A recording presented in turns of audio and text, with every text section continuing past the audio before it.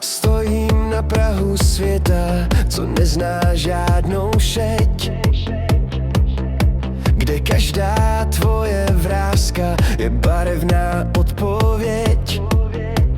Z tvých očí hlubokých jak safírový oceán vytéká ticho noci, do kterého jsem pozván.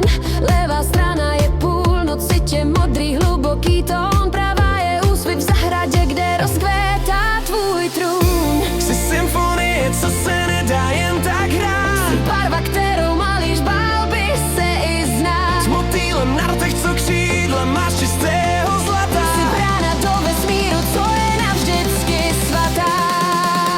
Jsi výkřik barvy v tichém, Šedém vesmíru, šitá ze světla a stínu. přesně na míru. Tvá pleť je plátno, na kterém tančí duha. Každý tvůj pohled je nová, nekonečná struha. Zelený listě hladí spánek, žlutá hřeje líce. Čím víc tě pozoruju, tím chci tě vidět více.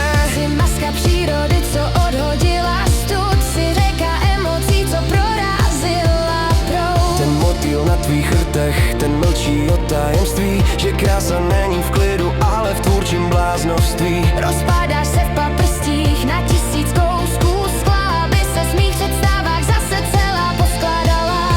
Jsi symfonie, co se nedá jen tak hrát, Jsi barva, kterou malíř bál by se i s znát. motýlem na rtech, co křídla máš čistého zlata. Jsi brána do vesmíru, co je navždycky svatá. Jsi výkřik barvy v tichém, Šedém vesmíru, šitá ze světla a stínu. přesně na míru.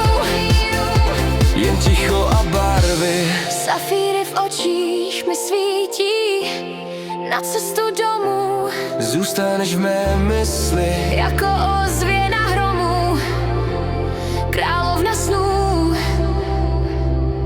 Barevná,